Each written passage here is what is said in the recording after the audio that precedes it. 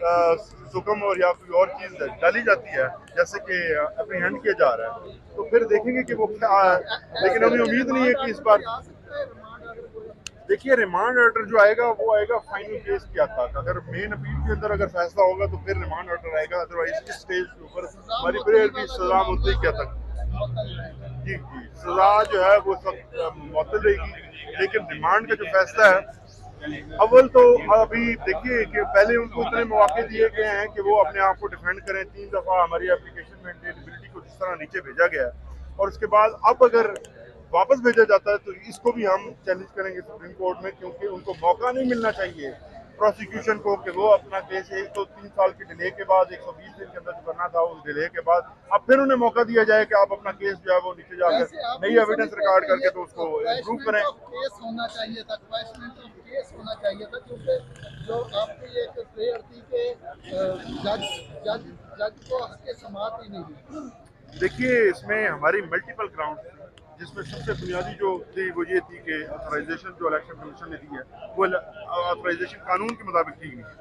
दूसरे नंबर पर सबसे इम्पोर्टेंट ये थी कि 120 दिन के अंदर इस कंप्लेंट को फाइल होना था, लेकिन ये कंप्लेंट तकरीबन 3 साल के बाद फाइल।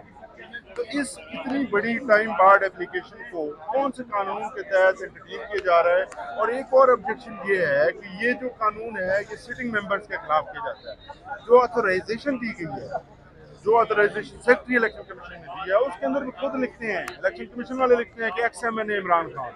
तो इसका मतलब ये है कि वो उस वक्त मेंबर भी नहीं थे और मेंबर के खिलाफ एक इंक्वायरी हो सकती है और ये कंप्लेंट फाइल हो सकती थी। लेकिन ये सारे जो कानून है उसके अंदर जितनी कंडीशंस थी उन तमाम कंडीशंस को वायलेट करते हुए और अपनी मर्जी और मंशा के मुताबिक इस कानून को जो है वो मोल्ड किया गया है और ये एप्लीकेशन दिलवाई गई। और अफसोस ये है कि अदालत ने जिन नुकात के ऊपर हमें सुनना चाहिए था, जिसके ऊपर डिसाइड करना चाहिए था, वो उन्होंने नहीं किया। ये सबसे अफसोसनाक चीज़ है। इसी के लिए हम यहाँ पे आए, इसी के लिए हम सुप्रीम कोर्ट में गए हैं। तो देखते हैं कि अदलिया का जो वक़ार है वो कैसे बहाल है। ये ऐसी नज़ीरें सेट की जा रही है जो माजी में आपको नजर नहीं आती अच्छा थोड़ा सा घूम रहे थोड़ी सी इधर धूप बहुत है, सर भी इधर ही आप धूप पे कैसे कर सकते हैं। आप भी आगे यहाँ पर ज्यादा बेहतर है।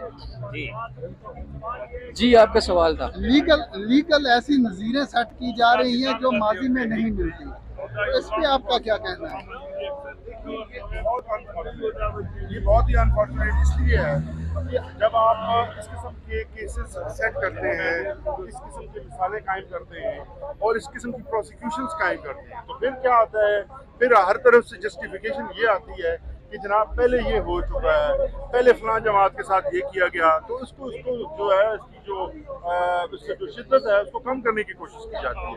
हम सब का स्टांस ये होना चाहिए कि किसी भी पॉलिटिकल पार्टी के किसी भी वर्कर के खिलाफ कोई भी गैर कानूनी एक्शन नहीं होना चाहिए। हम सबको आवाज़ उठानी चाहिए। हम सब जो सिविलियंस हैं इन सब का काम है कि वो अपने हकूक़ के लिए खड़े हों, वो बात करें, क्योंकि आइन ने हमें और तमाम पाकिस्तानियों को बुनियादी हकूक़ दिए हैं। हमें उन हकूक़ को हासिल करना है।